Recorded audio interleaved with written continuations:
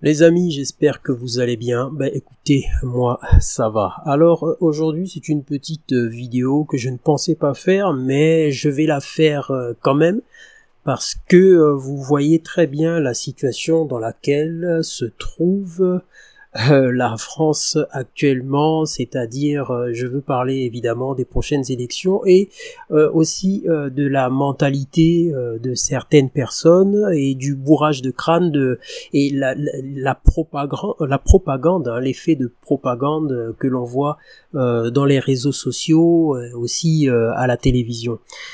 Alors, je voudrais juste rappeler une chose. Je me souviens dans les années 80, lorsque je marchais donc avec mes parents, nous étions, je pense, dans une région, je crois que c'était Niort par là. Et je me souviens d'avoir vu des mendiants, qui n'étaient pas des migrants, hein, c'était bel et bien des Français, donc des clochards, comme on dit péjorativement, donc des SDF, on va dire comme ça. Et qu'est-ce qui se passe? Qu'est-ce que j'entendais à cette époque-là? J'entendais que c'était des gens qui ne voulaient pas travailler, qui vivaient de mendicité et qui n'avaient pas envie de se dégourdir un peu, de faire en sorte de ne pas être dans une telle situation. J'entendais, oui, ce sont des profiteurs là c'était des personnes qui parlaient de français. On ne parlait pas de migrants, hein, on parlait de français, on parlait pas d'immigrés. On parlait donc de français. Et ils ne veulent pas travailler, ils veulent profiter sur le dos des gens. Ce sont des gens, des assistés, et c'était bien des Français. Aujourd'hui, on entend autre chose. On dit voilà, on accorde beaucoup plus de facilité aux migrants plutôt que aux SDF français.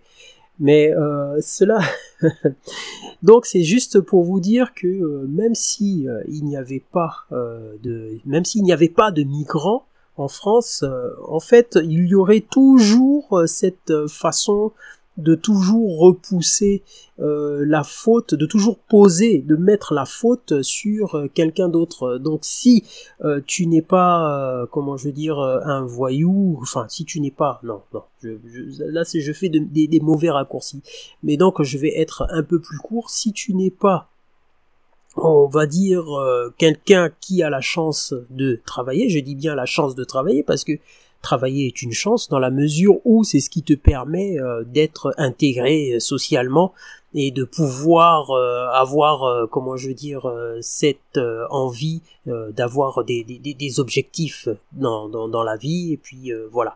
Donc par la sueur de ton front, tu essaies de bâtir un projet.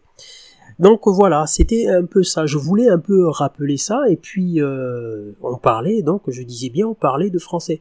Et toujours dans ces mêmes années 80, je me rappelle qu'il y avait des jeunes qui avaient des crêtes sur la tête, avant que ça ne revienne au début des années 2000, mais pas pour les mêmes raisons. C'était des jeunes punks qui se disaient anarchistes. On les voyait près des gares, on les voyait un peu partout. Et qu'est-ce que j'entendais? Ce sont des déchets humains. C'était des petits Français.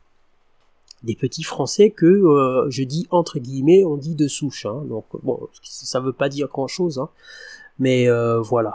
Donc c'était ça, je veux rappeler ça. Et puis même, il faut aussi se souvenir comment se souvenir. Non, je vais pas parler de souvenirs parce que je n'ai pas vécu certaines époques, je dirais les années 1800, début 1900.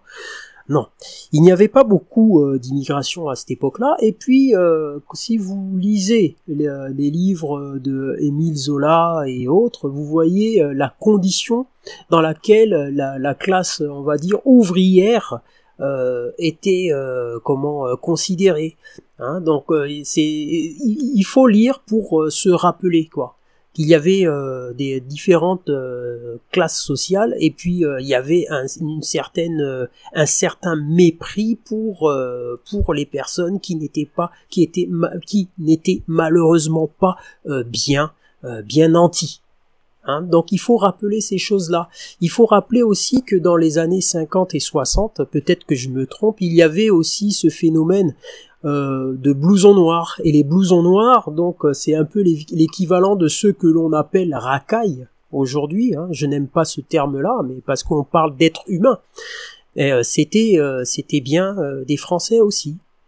Hein, les blousons noirs. C'était bien des Français aussi, hein, donc voilà, c'est juste des choses auxquelles il faut rappeler. Et puis je voudrais juste vous dire une chose.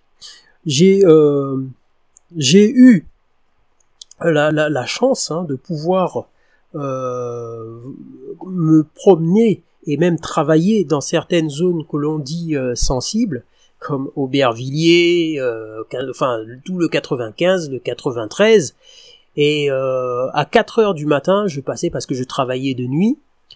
Donc j'avais un travail qui me permettait de sillonner ces routes-là. Et qu'est-ce que je voyais? Donc à partir de 4 heures du matin, je voyais des milliers, je parle bien de milliers de personnes qui étaient déjà en bas de leur tour HLM pour attendre le bus parce que ces personnes-là vont au travail.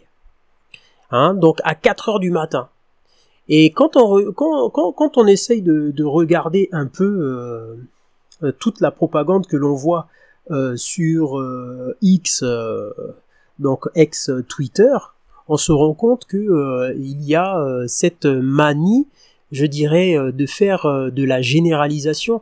Lorsque vous avez une dizaine de personnes le soir en bas d'un immeuble, et encore c'est pas tous les immeubles, qui font un certain, on va dire, trafic, mais ce n'est pas tout l'immeuble qui est rempli de trafiquants. Non, il y en a 2-3 comme ça qui sont en bas, ils font leur truc, voilà, et puis voilà, vous passez votre chemin, ne vous occupez pas d'eux, hein, tout simplement. Mais ça ne représente pas, ils ne sont pas représentatifs de tout le bâtiment que l'on peut apercevoir, que l'on peut voir, de tous les bâtiments d'ailleurs.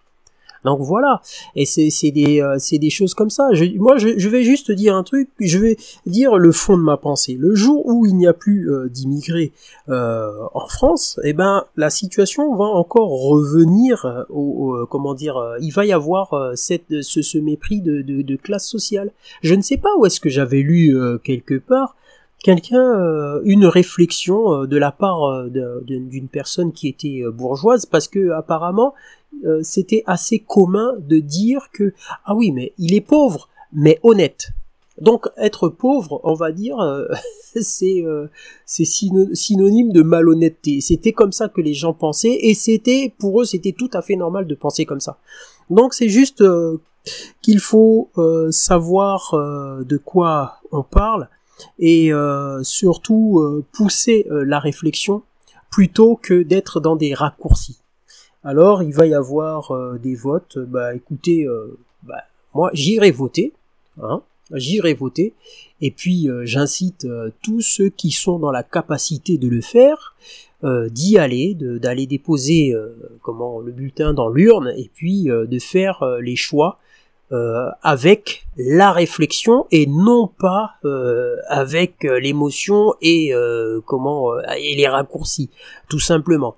Voilà, c'était une vidéo que je tenais à faire, et c'était juste pour rappeler aux gens que s'il n'y a plus d'immigrés, ils seront remplacés par une certaine classe sociale, et cette certaine classe sociale sera stigmatisée aussi par une autre classe sociale qui est juste au-dessus.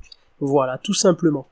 Voilà, et j'espère que je n'ai froissé personne, hein, donc il fallait juste que je le dise, et libre à vous de vous exprimer dans les commentaires, et sachez que je vais lire tous les commentaires, mais surtout une chose, s'il y a des insultes, ça sera effacé direct, hein, donc voilà, c'est pas la peine de venir faire du troll, ça ne marche pas.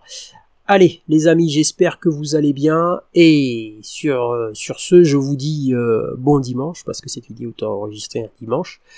Je vous dis bon dimanche, bon sport à vous si vous êtes sportif. Je le suis. Messieurs, dames, au revoir. Et surtout, n'oubliez pas que il va falloir aller voter avec le cerveau, avec l'intelligence et non pas avec les raccourcis et l'émotion. Voilà. À très bientôt.